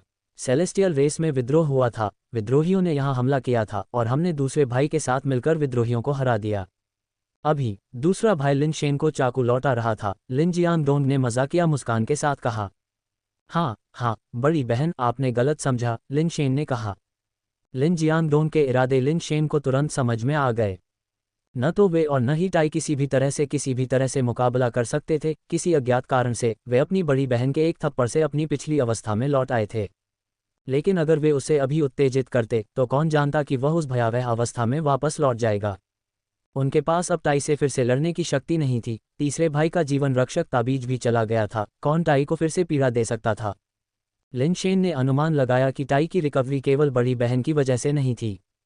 सुप्रीम ओल्ड लॉर्ड की बाधाओं से मुक्त होने के कारण उसे गंभीर क्षति या अत्यधिक खपत हुई होगी। इसके अलावा लिन शेन ने सही दबाव बिंदुओं पर प्रहार किया, जिससे टाई के उस भयावह व्यक्तित्व को भारी क्षति हुई, जिससे आधे मानव टाई को अपने शरीर पर नियंत्रण पाने का मौका मिल गया। बड़ी बहन का आगमन ऊंट की पीठ तोड़ने वाला आखिरी तिनका हो सकता था। हालांकि लिन शेन को यकीन नहीं था कि आधे मानव टाई इस अवस्था में स्थिर हो सकते हैं या नहीं। अगर वह फिर से फुल मेटल की स्थिति में आ गया तो यह विनाशकारी होगा। क्या ऐसा है? लिन मियाओ ने टाई की ओर मुड़कर कुछ हद तक अविश्वसनीय रूप से पूछा। हाँ, बड़ी बहन, यही बात है। अगर आपको हमारी बात पर यकीन नहीं है तो आप जांच कर सकते हैं, वहाँ अभी भी विद्रोहियों की कई लाशें हैं, तियानजुन ने भी कहा। मैं उससे सुनना चाहती हूँ, वह झूठ नहीं बोलेगा। लिन मियाओ ने टाई की तरफ देखा। बड़ी बहन, ऐसा ही है। टाई, जो आमतौर पर ईमानदार थी, ने आश्चर्यजनक रूप से झूठ बोला। सभी ने राहत की सांस ली। वे सभी लिन मियाओ को ऐसे मामलों में शामिल करने के लिए अनिच्छुक थे, और टाई के व्यवहार ने यह भी साबित कर दिया कि वह अपनी बड़ी बहन की बहुत परवाह करता था। कम से कम फिलहाल कोई समस्या नहीं होनी चाहिए। क्या चल रहा है? तुम लोगों ने मुझे मौत के घाट उतार दिया। लिन मियाओ ने अपनी आंखों के कोनों से आंसू पोंछे और लिन जियांगडोंग की तरफ देखते हुए पूछा। चौथा, धरती पर क्या चल रहा है? तुम भी यहाँ क्यों हो? स्वर्गीय जाति अराजकता में उतर गई है, और यह सिर्फ आकाशीय जाति नहीं हो सकती है, ये और भी गड़बड़ हो सकता है। लिन जियांगडोंग ने सेलेस्टियल रेस की स्थिति को संक्षेप में समझाया। लिन जियांगडोंग को लिन जोंगजेंग से खबर मिली थी, जिसमें उसे सेलेस्टियल रेस में बड़ी अराजकता के बारे में बताया गया था, जिससे उसे बिना रुके जायंट रिंग स्टार की ओर भागना पड़ा। लिन जियांगडोंग को यह वाकई अजीब लगा, क्योंकि उसे पहले ही खबर मिल गई थी कि लिन शेंग गायब हो गया है। उसे आश्चर्य हुआ कि लिन जोंगजेंग उसे जायंट रिंग स्टार की ओर भागने के लिए क्यों कह रहा है। लेकिन भले ही लिन शेन यहाँ न होते, उसने सोचा कि अगर बड़ी बहन लिन मियाओ यहाँ होती तो भी वह आता। वर्तमान में सेलेस्टियल रेस एक भयानक स्थिति में थी। सेलेस्टियल रेस के अंतर्गत आने वाले अधिकांश ग्रहों में विद्रोह हो रहे थे और हर जगह भीषण लड़ाई हो रही थी। विद्रोहियों में अमर प्राणियों से रूपांतरित कई निर्वाण प्राणी शामिल थे, यहाँ तक कि शक्तिशाली सेलेस्टियल रेस भी अब और नहीं टिक सकती थी, और रेस के भीतर गद्दारों के शामिल होने से कई ग्रह पहले ही गिर चुके थे। लिन जियांगडोंग की यात्रा के दौरान उसने कई ग्रहों पर कई पड़ाव लगाए, बिना किसी महत्वपूर्ण प्रयास के, अन्यथा वह और भी बाद में पहुंचता।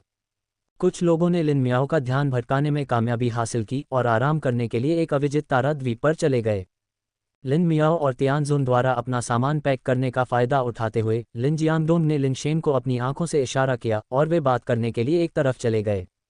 5वां, वास्तव में क्या हुआ? बड़ी बहन कैसे कह सकती है कि वह लड़का दूसरा भाई है? लिन जियांगडोंग ने धीमी आवाज में पूछा।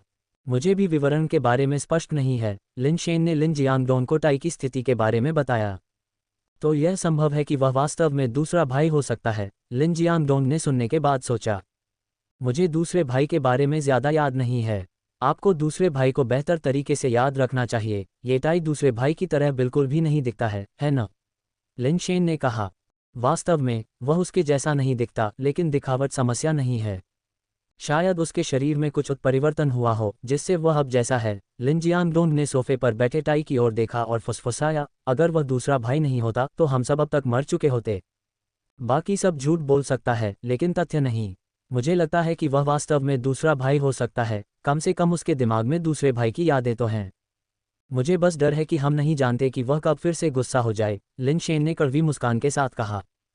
तुमने अभी कहा कि यह भगवान बनाने वाली रेस तकनीक और अमर प्राणियों का खून है जो उसके उत्परिवर्तन को ट्रिगर करता है। एक ट्रिगर है, आमतौर पर उसे ऐसी समस्याएं नहीं होनी चाहिए, लिन जियांगडोंग ने सोचा, लेकिन हमें अभी भी सतर्क रहने की जरूरत है। हमें इससे निपटने का कोई तरीका सोचना चाहिए। चौथा, क्या तुम्हारे पास कोई विचार है? टाई अप्रत्याशित रूप से उनके पास आया, जिससे वे चौंक गए क्योंकि उन्होंने उसे आते हुए नहीं देखा था। उनके हैरान भावों को देखकर टाई ने गंभीरता से कहा, डरो मत। इस घटना के बाद मुझे कुछ बातें याद आ गई हैं। मुझे और भी यकीन हो गया है कि मैं लिन यिन हूँ, लेकिन मेरे अंदर अभी भी एक और व्यक्ति है। सामान्य परिस्थितियों में मैं उसे दबा सकता हूँ, लेकिन अगर पहले जैसा कुछ फिर से होता है तो मुझे नहीं पता कि मैं उसे नियंत्रण में रख पाऊंगा या नहीं। अगर आपके पास कोई विचार है तो मैं आपके साथ सहयोग करूंगा। पालक पुत्र ने कार्रवाई की। तुम्हारे शरीर के अंदर वास्तव में क्या है? लिनशेन ने टाई को घूरते हुए पूछा। टाई ने अपना सिर हिलाया और कहा, मुझे नहीं पता कि वह वास्तव में क्या है, लेकिन मेरे दिमाग में कुछ ऐसी छवियां हैं जिन्हें मैंने कभी अनुभव नहीं किया है। मुझे लगता है कि वे स्मृति छवियां मेरी नहीं बल्कि उसकी हैं। उन छवियों से वह अजीब लगता है। आज तक मैं केवल उन खंडित छवियों को ही देख पाया हूं और कभी भी उसकी उपस्थिति को सही मायने में महसूस नहीं कर पाया हूं। वे छवियां क्या हैं? लिन जियांगडोंग ने पूछा। बहुत सारी, और खंडित, बहुत सुसंगत नहीं। कुछ में हत्या शामिल है, अन्य में शोध शामिल है। ... मैंने शुरू में सोचा था कि वे सभी मेरे पिछले अनुभव थे, लेकिन अब मैं समझ सकता हूं कि वे मेरी यादें नहीं हैं, वे उसकी हैं, टाई ने समझाया। शोध? किसका शोध? लिनशेन ने पूछा। खुद पर शोध, टाई ने जवाब दिया। खुद पर शोध? कैसे? लिनशेन और लिन जियांगडोंग ने एक दूसरे को हैरान होकर देखा। बहुत सी चीजें, जैसे विभिन्न रसायनों को इंजेक्ट करना, शरीर को संशोधित करना, लेकिन यह असंगत है। निश्चित रूप से नहीं पता कि वास्तव में क्या किया जा रहा है।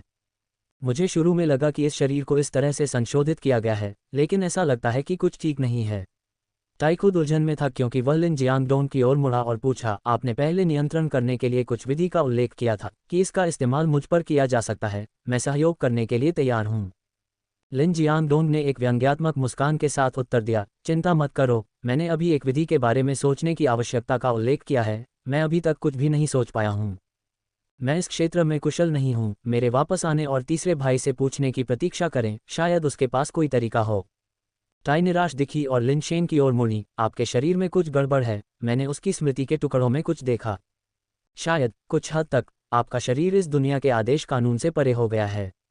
यह अच्छा है या बुरा? लिनशेन ने पूछा। टाई ने अपना सिर हिलाया। मुझे यकीन नहीं है कि यह अच्छा है या बुरा। मैंने स्मृति छवियों का केवल एक हिस्सा देखा है, सभी नहीं। हालांकि शायद आप लॉलेस हेवन का अभ्यास करने की कोशिश कर सकते हैं। यदि आप लॉलेस हेवन की शक्ति में महारत हासिल कर सकते हैं तो शायद अगली बार जब मेरे साथ कुछ अप्रत्याशित हो तो आप इसे रोक सकें। टाई ने किसी तरह का संकल्प लिया। तो अब से आपको मेरे साथ लॉलेस हेवन का अभ्यास करना चाहिए। उम्मीद है कि आप जल्द ही मूल बातें समझ लेंगे। सावधान रहें, कोई और दुर्घटना नहीं होनी चाहिए, लिन शेन ने कहा। टाई ने अपना सिर हिलाया। अगर इसकी भविष्यवाणी की जा सकती तो इसे दुर्घटना नहीं कहा जाता। अब सबसे अच्छा तरीका किसी ऐसे व्यक्ति को ढूंढना है जो मुझे नियंत्रित कर सके, क्योंकि मुझे वास्तव में नहीं पता कि मैं अगली बार फिर से जागृत हो सकता हूं या नहीं। कम से कम आपको उस स्तर तक पहुंचने की ज़रूरत है जो मुझे जागृत कर सके। आप उस स्तर को कैसे परिभाषित करेंगे जो आपको जागृत कर सकता है? लिन शेन ने पूछा। जब तक आप स्वर्गीय कानून क्षेत्र को तोड़ नहीं देते तब तक अराजक स्वर्ग का अभ्यास करें, टाई ने समझाया। लिन शेन को कुछ हद तक पता था कि चाहे वह भूतकाल का कानून हो, वास्तविकता का कानून हो, भविष्य का कानून हो या अमर कानून हो, सभी मानव कानून, पृथ्वी कानून और स्वर्ग कानून के दायरे में विभाजित थे। अमर कानून का मतलब केवल एक उच्च सीमा है, लेकिन ये पूरी तरह से अजेय होने के बराबर नहीं है। यदि अतीत, वास्तविकता और भविष्य के कानूनों का चरम पर अभ्यास किया जाता है, स्वर्गीय कानून क्षेत्र तक पहुंचते हैं, तो स्वर्ग को चुनौती देने और अमर कानूनों को हराने की भी संभावना थी। अमर कानूनों का लाभ उनकी व्यापकता में निहित है। जब तक यह इस श्रेणी का कानून है, तब तक किसी को इसे समझने और उपयोग करने का मौका मिल सकता है। हालांकि अन्य प्रकार के कानून केवल कुछ उपविभागों पर ध्यान केंद्रित करते हैं, लेकिन यदि उपविभाग का दृढ़ता से अभ्यास किया जाता है तो यह जरूरी नहीं कि यह कमजोर हो। ऐसे ऐतिहासिक उदाहरण हैं जहां भविष्य के कानून ने अमर कानूनों को हराया और अमर मुकुट लिया, कानूनों की एक श्रृंखला का शासक बन गया। बेशक ऐसे मामले बहुत दुर्लभ हैं।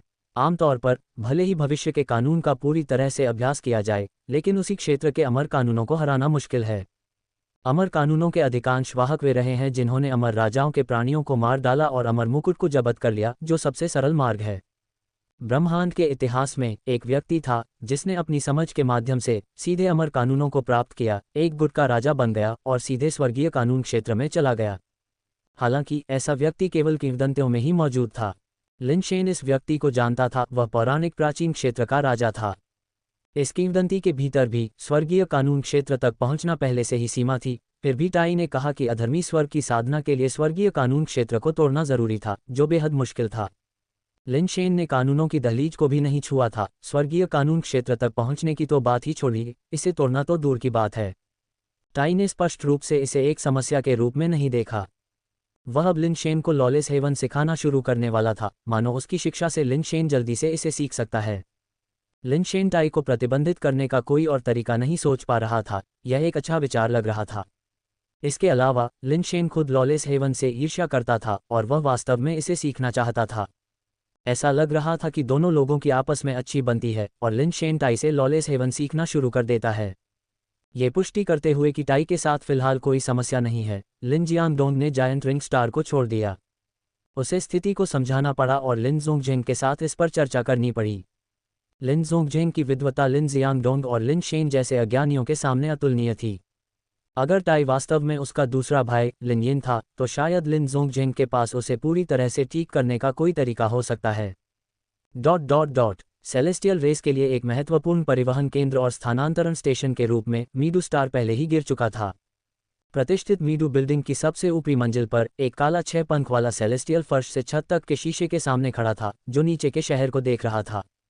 भगवान, योजना बहुत सुचारू रूप से आगे बढ़ रही है। आधे से अधिक ग्रह पहले से ही हमारे नियंत्रण में हैं, एक सींग वाले बख्तरबंद व्यक्ति ने कहा, जो 6 पंख वाले सेलेस्टियल के पीछे आया और सलामी में झुका। तियान जियू के बारे में क्या? वह तुम्हारे साथ क्यों नहीं लौटा? काले 6 पंख वाले सेलेस्टियल ने बिना अपना सिर घुमाए पूछा। वह थंडर शैडो स्टार गया। वहां उसे ची परिवार से भयंकर प्रतिरोध का सामना करना पड़ा और वह अब और इंतजार नहीं कर सकता था। वह व्यक्तिगत रूप से ची परिवार के सेलेस्टियल को संभालना चाहता था। सेलेस्टियल रेस के लिए उसकी नफरत लगभग असहनीय हो गई है, सींग वाले प्राणी ने जवाब दिया। काले 6 पंखों वाले दिव्य ने दूर तक देखा और बोला, तियान जियू को एक बार दिव्य जाति का नंबर 1 प्रतिभाशाली व्यक्ति घोषित किया गया था। उसकी प्रतिभा और प्रतिभा तियानशु और एनई दोनों से बढ़कर थी। उसने अत्यंत दुर्लभ अंतरिक्ष कानून को भी समझ लिया था, जिससे उसे अमर धर्मराजा का शरीर प्राप्त हुआ। फिर भी उसे तियानशु और एनई दोनों ने दबा दिया, जिससे न केवल दिव्य जाति का शाही पद खो गया, बल्कि उसे निर्वासन में भी जाना पड़ा। इतने सालों तक दिव्य जाति द्वारा ब्रह्मांड में उसका पीछा किया गया। अगर मेरी ईश्वर बनाने वाली जाति की सुरक्षा न होती, तो शायद उसके पास खड़े होने के लिए कोई जगह नहीं होती। दिव्य जाति के लिए उसकी नफरत मेरे बाद दूसरे नंबर पर है और अब आखिरकार बदला लेने का समय आ गया है। रुकते हुए काले 6 पंखों वाले दिव्य ने फिर पूछा, क्या आपको छोटे जेड बॉक्स का कोई निशान मिला है? सींग वाले प्राणी ने उत्तर दिया, फिलहाल कोई निशान नहीं मिला है और हमारे नियंत्रण वाले ग्रहों में से कोई भी छोटे जेड बॉक्स के बारे में नहीं जानता है।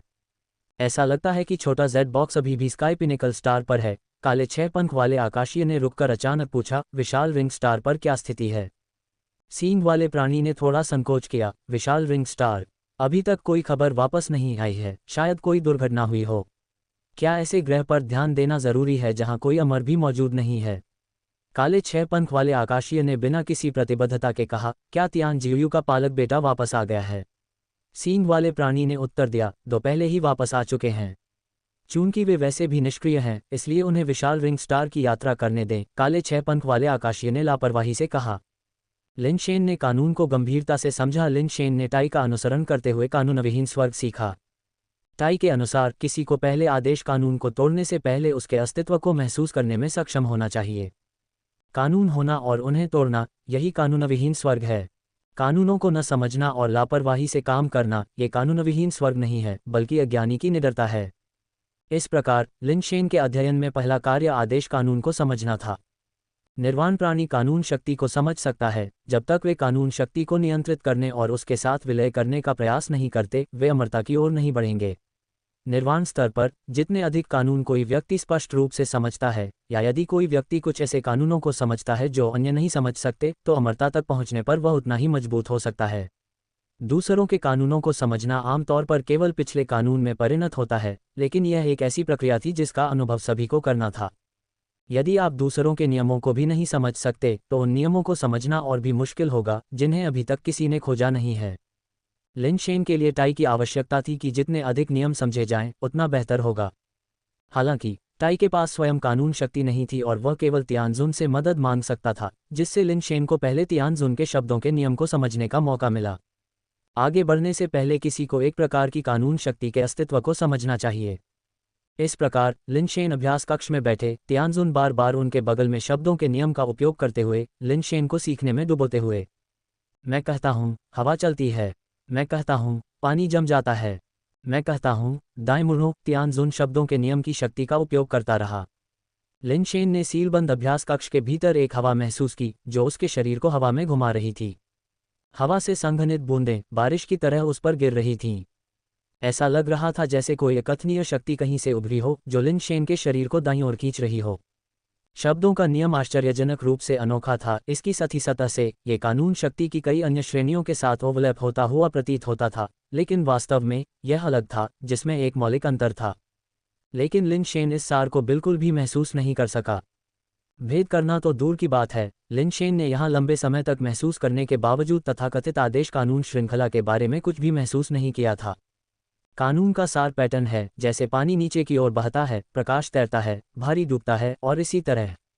आप इन सामान्य प्राकृतिक घटनाओं को महसूस करने की कोशिश कर सकते हैं और उनके भीतर शक्ति में परिवर्तन को समझने और महसूस करने की कोशिश कर सकते हैं। कोई प्रगति न देखकर तियानजुन ने लिन शेन को अन्य दृष्टिकोणों से समझने में मदद करने की कोशिश की। मैंने भी कुछ भौतिकी का अध्ययन किया है, लेकिन शक्ति में ये अंतर्निहित परिवर्तन, मैं उन्हें बिल्कुल भी महसूस नहीं कर सकता। लिन शेन ने हवा से हवा में लटकते हुए कहा, अपने गाल को हाथ से सहारा देते हुए। उसका चेहरा असहायता से भरा हुआ था। छोटी चाची, वह बहुत मूर्ख है, आप मुझे भी सिखा सकती हैं। सिर्फ देखकर मैं आपके शब्दों के नियम को थोड़ा बहुत समझ गया हूँ, तियानशिन ने कहा और फिर टाई की ओर देखते हुए हंसा। भाई टाई, मुझे कानूनविहीन स्वर्ग क्यों नहीं सिखाते? मुझे यकीन है कि मैं इसे उससे ज्यादा तेजी से सीख लूंगा। टाई ने कुछ पल सोचने के बाद कहा, नियम को समझना सिर्फ पहला कदम है। हालांकि दूसरे कदम के बिना, चाहे आप पहले कदम को कितना भी अच्छा क्यों न निभाएं, ये व्यर्थ है। आप पहला कदम उठा सकते हैं, लेकिन दूसरा कदम नहीं उठा सकते। लिन शेन ने दूसरा कदम उठाया है, फिर भी पहला कदम नहीं उठा सकता। मैंने अभी शुरुआत भी नहीं की है, आपको कैसे पता कि मैं दूसरा कदम नहीं उठा सकता?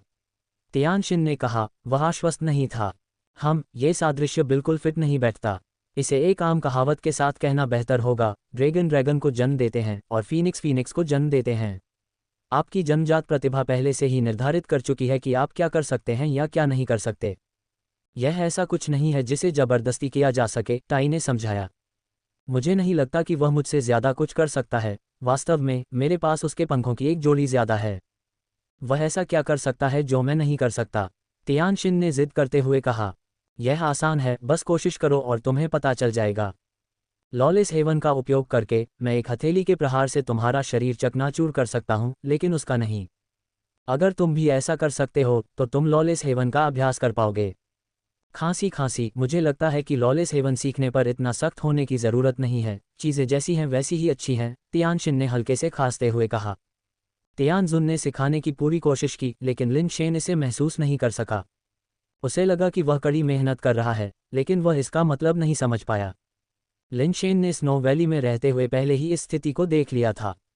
सिद्धांत रूप में आइस लॉर्ड स्वयं सच्चे अमर कानून का प्रतिनिधित्व करता था, जो तियानशुन के भविष्य के कानून से अधिक मजबूत था। फिर भी उस समय लिन शेन भी कानून शक्ति की उपस्थिति को महसूस करने में असमर्थ था।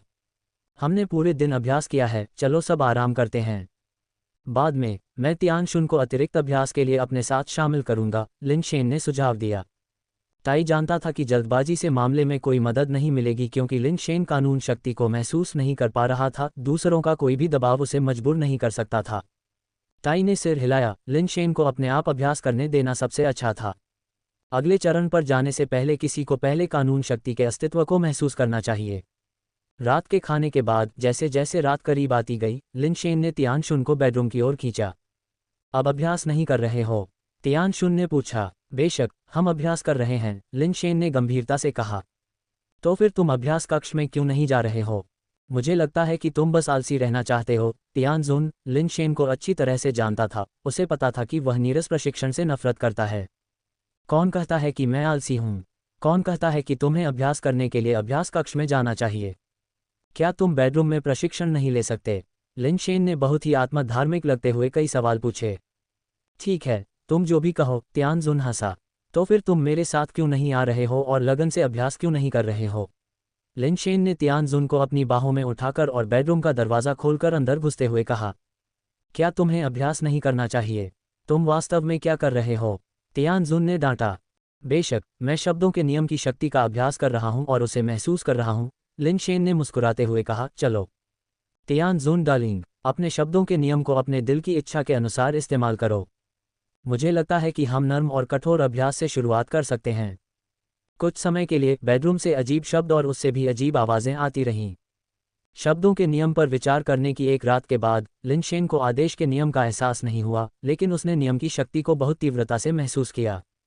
मजबूत, वास्तव में शक्तिशाली। लिन शेन को लगा कि अगर वह भविष्य में शब्दों के नियम से अमर हो सकता है तो यह एक बढ़िया रास्ता होगा। दुर्भाग्य से वह शब्दों के नियम के अस्तित्व को बिल्कुल भी महसूस नहीं कर सका। जो मूल रूप से एक शुष्क अभ्यास था, वह एक दिलचस्प मामला बन गया। लिन शेन हाल ही में बहुत कठिन अभ्यास कर रहा था, बस इसमें कोई प्रगति नहीं दिख रही थी। लिन शेन समुद्र तट पर धूप सेंकते हुए लेटे थे, क्योंकि हाल ही में उनकी कठोर ट्रेनिंग की वजह से उनकी आंखों के नीचे काले घेरे हो गए थे। अपने चश्मे के जरिए लिन शेन ने अचानक आसमान में कई परछाइयां देखीं। परछाइयां करीब आ गईं और कुछ ही देर में वह देख पाया कि वे अलग अलग जातियों के 100 व्यक्ति थे जो द्वीप की ओर उड़ रहे थे। मिश्रित जातियों के कारण लिन शेन तुरंत यह नहीं बता पाए कि वे किस जनजाति से संबंधित थे, लेकिन उनकी उड़ान की गति को देखते हुए उनमें से अधिकांश निर्वाण प्राणी होने चाहिए। ड्रैगन किंग मंदिर में उथल पुथल के कारण तियानशुन ने ये जिंग और 4 अन्य महिलाओं को लोगों के एक समूह के साथ बाहर निकाला। उन्होंने बाहर 100 से अधिक निर्वाण प्राणियों को देखा। वे द्वीप पर उतरे और फिर महसूस किया कि समूह का नेतृत्व करने वाले 2 लोग सबसे आगे खड़े थे। तियानशुन, ये तुम्हारा आखिरी मौका है, भगवान बनाने वाली दौड़ में शामिल हो जाओ और विशाल रिंग स्टार अभी भी तुम्हें सम्मानित करेगा। फिर तुम वास्तव में विशाल रिंग स्टार के स्टार लॉर्ड बन जाओगे। तियान जिंगयुन ने तियानशुन को देखा, जो आगे चल रहा था, और कहा। तियान जिंगयुन तियानजियो का तीसरा दत्तक पुत्र था, जो अमर स्तर का शक्तिशाली व्यक्ति था। हालांकि वह अमर कानूनों का स्वामी नहीं था, लेकिन वह भविष्य के कानून का धारक था। लिन शेन ने तियान जिंगयुन और अन्य लोगों को देखा, चारों ओर देखा, और ऐसा लगा कि वह किसी को नहीं पहचान पाया। अगर तुम अभी चले जाओ तो मैं बहाना बना सकता हूं कि तुम यहाँ कभी आए ही नहीं, तियानशुन ने उदासीनता से कहा। ऐसा लगता है कि तुम तब तक रोओगे नहीं जब तक तुम ताबूत को नहीं देख लेते, फिर हमें निर्दयी होने का दोष मत दो। तियान जिंगयुन ने अपना हाथ हिलाया और उसके पीछे के निर्वाण प्राणियों ने सीरिंज निकाली, जो गर्दन में खुद को इंजेक्शन लगाने के लिए तैयार थीं। प्रकाश एक तीर की तरह है जो दिल को छेदता है। तियानशुन के चारों ओर प्रकाश फैल गया, और जैसे ही उसने अपने लाल होठों को थोड़ा सा खोला, एक झिलमिलाती लहर फैल गई। आकाश में चमकीली रोशनी तीखे तीरों में बदल गई, और निर्वाण प्राणियों के खुद को इंजेक्शन लगाने से पहले उनके शरीर छेद दिए गए, जिससे वे हेजहॉग जैसे दिखने लगे। लगभग 100 निर्वाण प्राणियों का तुरंत विनाश हो गया और उनकी सीरिंज जमीन पर गिर गईं। केवल तियान जिंगयुन और एक अन्य तियान शानकिंग, क्योंकि वे अमर थे, अपने चारों ओर कानून की शक्ति की ढाल के साथ तियान शुन के शब्दों के कानून के हमले का सामना कर सके। लेकिन वे भी एक पल के लिए चौंक गए, इस तरह के परिदृश्य की उम्मीद नहीं कर रहे थे। वे जो निर्वाण प्राणी लाए थे वे अभी तक अमर प्राणियों में परिवर्तित नहीं हुए थे और पहले ही नष्ट हो चुके थे।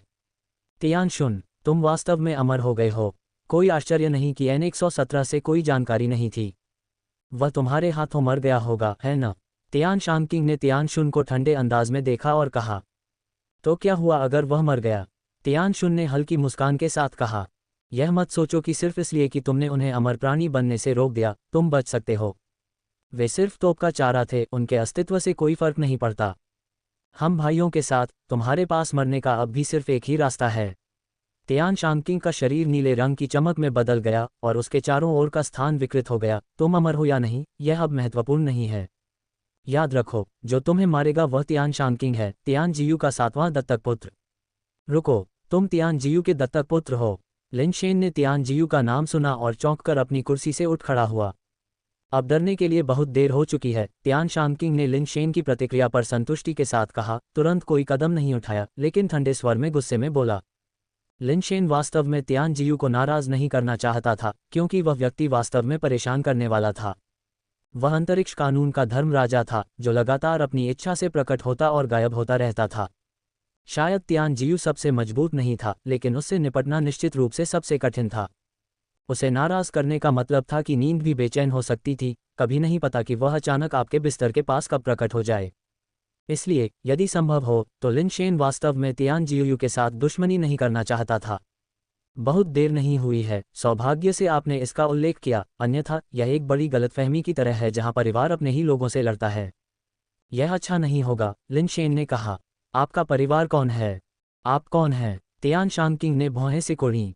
हालांकि लिन शेन को ब्रह्मांडीय क्षेत्र में थोड़ी प्रसिद्धि थी, तियान शानकिंग जैसे अमर स्तर के शक्तिशाली व्यक्ति के लिए, जो अपने से नीचे के लोगों पर ज्यादा ध्यान नहीं देते थे, भले ही उन्होंने कभी कभार लिन शेन का नाम सुना हो, लेकिन उन्होंने वास्तव में इस बात पर ज्यादा ध्यान नहीं दिया था कि लिन शेन कैसे दिखते हैं। आप तियान जियू के दत्तक पुत्र हैं, है ना?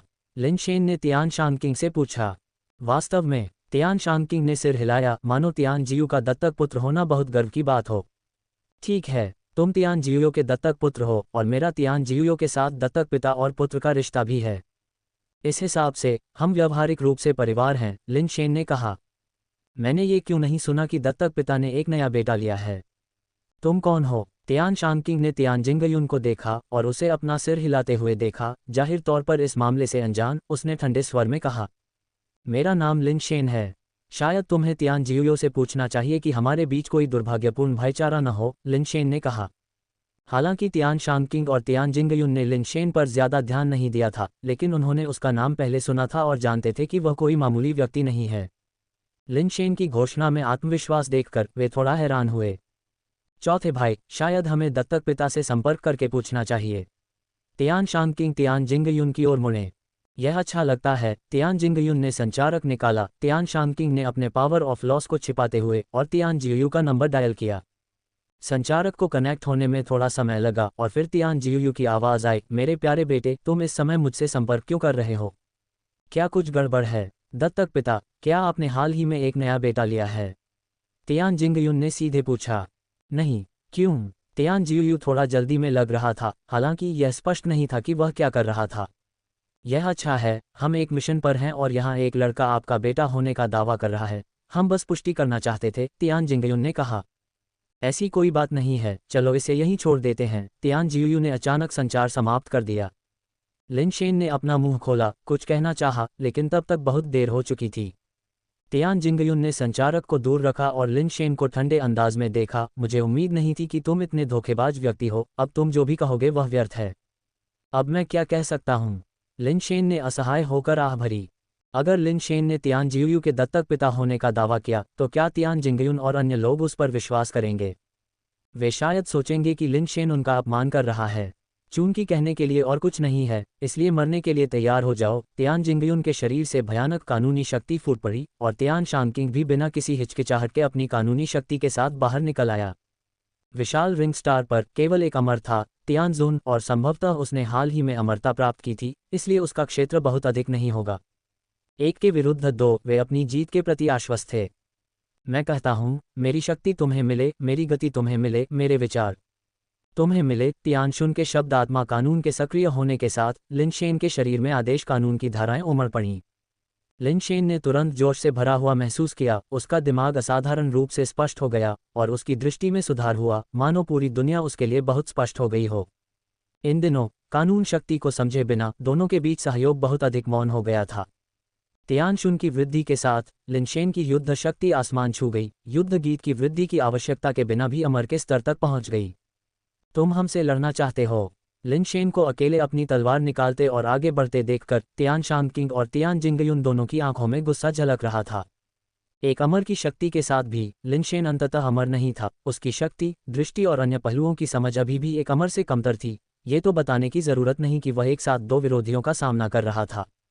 चिंता मत करो, तियान जियुयू के सम्मान के कारण मैं तुम्हें नहीं मारूंगा, लिनशेन ने कहा। उन दोनों में भयानक शक्ति फूट पड़ी और वे लिनशेन की ओर बढ़े। लिनशेन ने अपनी तलवार खींची और आगे बढ़ा, और कुछ ही देर बाद तियान जिंगयुन और तियान शांगकिंग जमीन पर चोटिल और सूजे हुए पड़े थे, उनके कवच टूट गए थे। लिनशेन तियान शांगकिंग की पीठ पर बैठ गया, एक पैर तियान जिंगयुन पर रखा, तियान जिंगयुन का संचार रख लिया और तियान जियुयू का नंबर डायल किया।